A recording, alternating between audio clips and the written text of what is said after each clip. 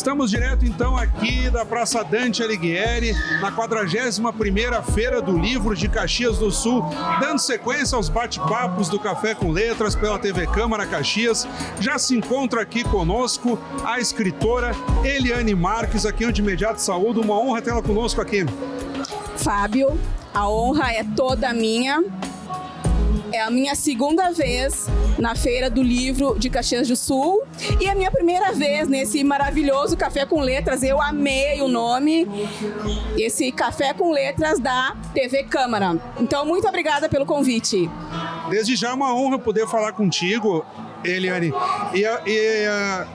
Contando com toda a repercussão das tuas obras em âmbito nacional, mas é importante ter numa feira de livro essa abordagem que tu nos traz aqui, para além do romance, uma perspectiva da cultura negra e da cultura negra, digamos assim, se integrando a todo o aspecto da literatura em si, com uma perspectiva humana e identitária. Eu gostaria que começássemos já nessa linha, apresentando a tua obra e no decorrer do programa, nos aprofundando também.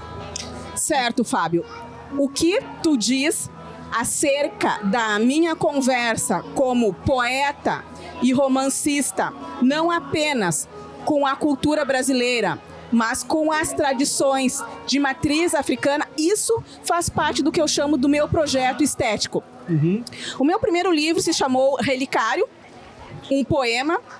Depois eu publiquei o Poço das Marianas, em 2022, ganhei o prêmio Minuanos, mas antes disso eu publiquei Se Alguém o Pano, enfim, vários livros.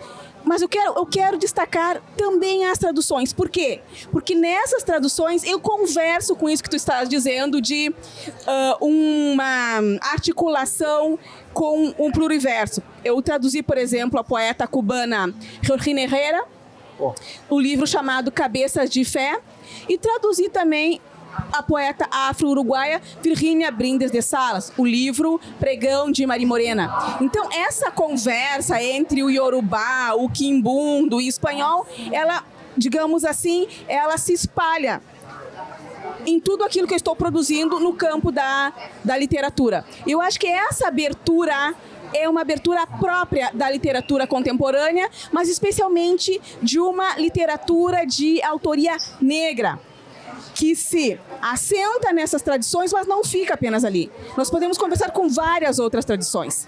Esse é um ponto que eu acho interessante, te ouvindo também, porque nós temos sempre assim, a literatura segmentada, o infanto-juvenil, a literatura das mulheres, agora a literatura negra, como tu traz, mas ela também se universalizando, ou seja, não ficando só no segmento. Intensifica o segmento, mas também universaliza. E aqui no Louça de Família, no teu romance, tu também fazes essa provocação com relação aos idiomas. E tu és originária de Livramento, da fronteira, e não é necessariamente uma brincadeira, é uma integração de identidade, mesclando o idioma português com o espanhol e também com, digamos assim, dialetos, idiomas de matriz africana. E que seria praticamente, vamos dizer o seguinte, o sujeito que mora lá, muitas vezes também fala, misturando essas terminologias. Nós estamos aqui em Caxias do Sul e na Serra, que tem muito italiano, né? Que o imigrante italiano usa muito esse dialeto vêneto e mescla também no seu dia a dia aqui com o português. Sim, essa pergunta é muito interessante, Fábio.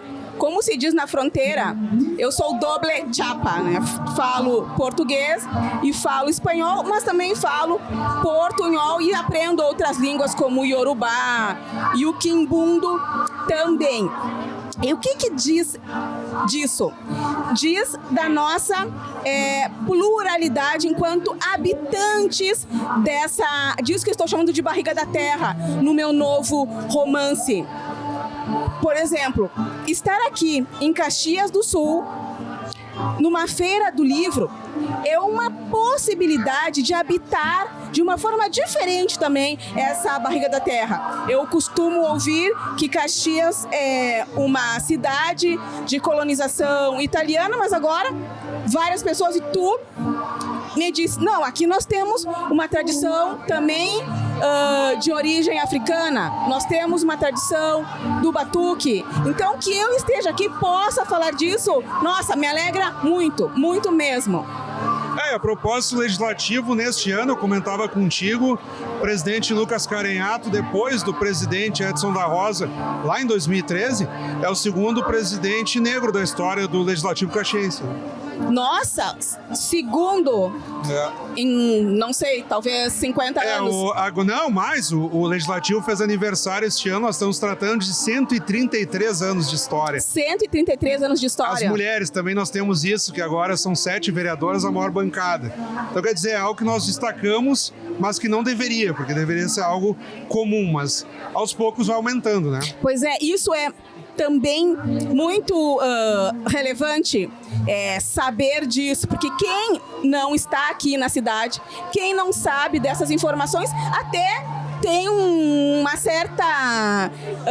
certo pé atrás, digamos assim. Mas Caxias é uma cidade que está se mostrando aberta. Isso eu estava lendo um post no Instagram em que uma moradora de Caxias, uma moradora negra da cidade, falava justamente sobre isso, da importância de Caxias se abrir para essas outras tradições. Me parece que alguma abertura já há, se não toda, porque isso demanda mais tempo e demanda mais política, mas já está se abrindo, me parece.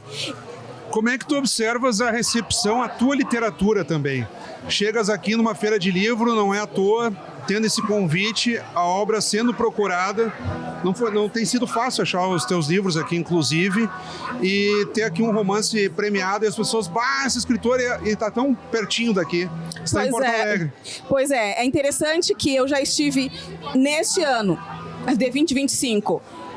Semana passada eu estive num seminário internacional sobre migração na Universidade de Caxias do Sul.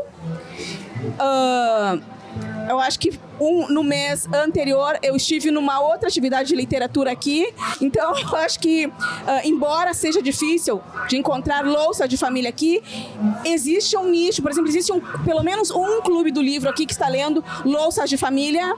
Então eu fico feliz com essa recepção. Ainda que de alguns segmentos, eu fico extremamente feliz porque o livro está chegando. E não é Eu falei difícil pela procura, não que não tenha o livro. Bom, você está me enganando, Fábio. Sim, eu entendo. Que não se encontrava tão facilmente para disponibilidade, porque está saindo bastante. E até isso eu gostaria de comentar contigo pelas redes sociais, e os escritores têm nos dado um retorno disso ao longo das entrevistas aqui.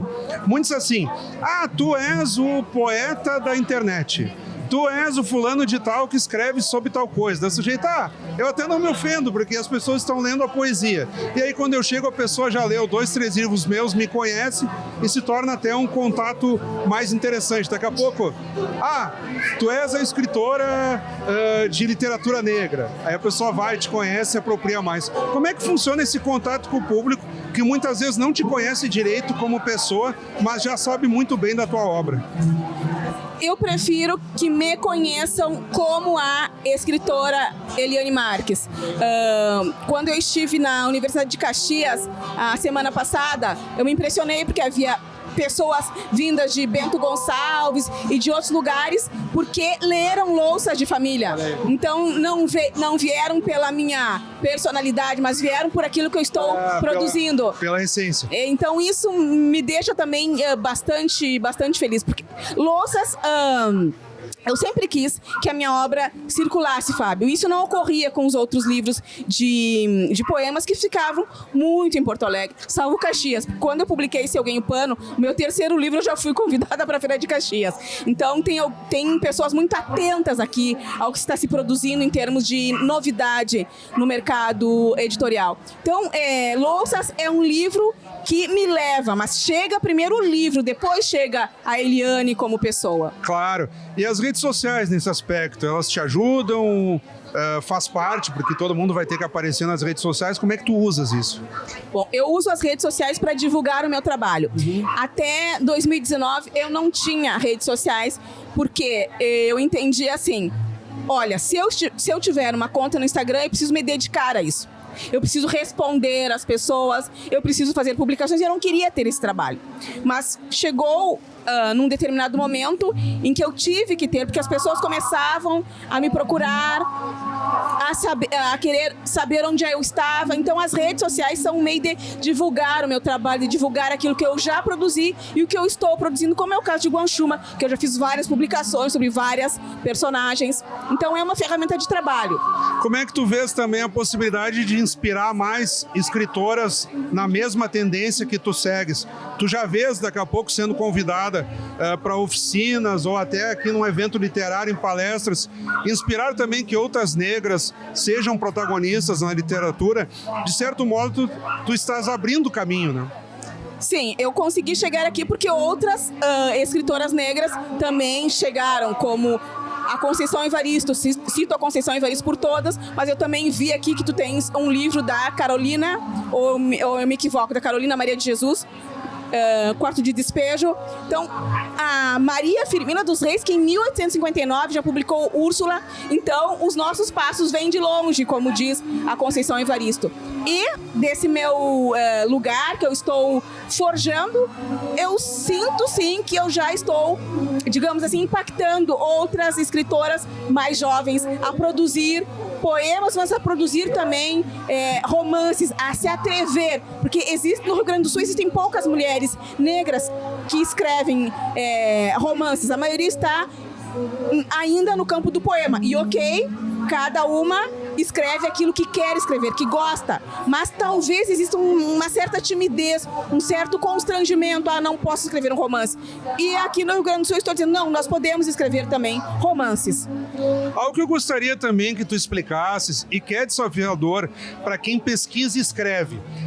O sujeito que vai fazer o livro fácil de ler ou aquele que vai ser mais acadêmico. E tu tens uma densidade de pesquisa muito grande, a escrita é boa de ler e ela não é difícil. Como atingir o equilíbrio entre a pesquisa, a linguagem um tanto acadêmica ou aquela linguagem que vai ser bem recebida? O teu livro ele não é difícil de ler, mas ele tem profundidade. Pois é, agora eu estou passando por esse problema com Guanchuma. Uma vez que eu vou trazer, por exemplo, provérbios de vários lugares da África, palavras, por exemplo, em Quimbundo, estou criando um universo outro, e a minha preocupação é como é que isso chegará ao leitor, como é que chegará à leitora, de modo que se torne algo que alcance, que impacte de alguma forma quem recebe o livro. As notas de rodapé, por exemplo, em Louças de Família foram um problema. Em Guanchuma estão sendo também um problema, porque isso dificulta a leitura. A pessoa está lendo aqui, aí tem que descer, porque tem uma nota de rodapé. Então, como é que eu tento resolver isso, Fábio? Eu tenho ajuda de outras pessoas. Tem 2 pessoas me ajudando agora. Um pesquisador de literaturas africanas e uma professora de literatura portuguesa. Essas pessoas leem e me dizem, eu não consigo alcançar isso aqui, eu reformo. Então, são 2 pessoas que fazem parte, digamos assim, de um projeto piloto. Só essa experiência, essa leitura que me diz, não totalmente, mas um pouco, tá bom, não tá, é por aí que eu vou. E te preocupa também perguntar para as pessoas, gostei do teu livro e tal. É que eu sou jornalista, então eu fui prestar atenção ali e disse, mas que legal, olha esse jeito aqui, olha tal coisa e tal. Por isso te fiz essa pergunta. Tem também esse retorno ou é muito mais o tema? Porque as pessoas, de um modo geral, são impactadas pelo assunto, quando vão ler a obra. Tem também essa discussão mais fina de o texto, enfim, até para quem vai te seguir, né? Não, eu quero usar esse teu estilo, quero não sei o quê. Tem uma discussão sobre, digamos assim, isso que tu chamas de estilo. Primeiro, da fragmentação, alguns chamam, por exemplo, de contra-romance, porque não é uma característica do romance essa fragmentação. O tempo descontínuo, quase circular, e esse impacto do que nós vamos chamar de oriquis, que são, digamos assim, sínteses de poemas da tradição iorubá e também dos itãs, que são histórias mais amplas também da tradição iorubá. Tudo isso faz parte do meu projeto e as pessoas estão discutindo aqui, o que é isso aqui? Não, isso aqui é um oriqui. De onde surgiu? Surgiu de um itã. Então não é só, digamos assim, o tema, mas é também a forma de construção disso. Fica uma provocação até para a pessoa ir além da própria obra. Porque no meu projeto tem isso. Eu quero que a leitora e que o leitor colabore com a construção da obra. Então eu não entrego tudo. Muita coisa eu não entrego e vai ser assim. Mas outras coisas também. Claro. Eliane, infelizmente me fazem sinal para encerrar o bate-papo. Eu digo infelizmente porque rende muito. E a tua obra, de fato, ela é, digamos assim, o início e abre um leque para uma discussão interminável. Então, eu gostaria que tu reforçasses o convite aqui para quem está na Feira do Livro e também o convite para a própria leitura da tua obra e de escritores que também dialogam com a tua temática. Então, eu convido a todas e todos que estejam aqui nessa maravilhosa Feira do Livro de Caxias e que, quem puder, me assista agora às 19 horas na Galeria Gerd Bornheim sobre um tema interessantíssimo que também se baseia num oriqui iorubá. O tema é as narrativas de hoje que modificam o ontem, gênero e raça na literatura, com outra escritora maravilhosa do Rio Grande do Sul, a poeta Lilian Rocha. Olha só, muito obrigado mais uma vez. Eu que agradeço. Obrigada, pessoal. Acabamos de conversar, então, aqui, encerrando dessa forma o nosso bate-papo com a Eliane Marques, escritora que nos brindou aqui com a sua literatura e também reforçando o convite para que continuem aqui, prestigiem esta 41ª Feira do Livro, Café com Letras, que está aqui com a TV Câmara Caxias, canal 16 da Claronet, pelas redes sociais da casa. Retornaremos com mais entrevistados. Fiquem conosco.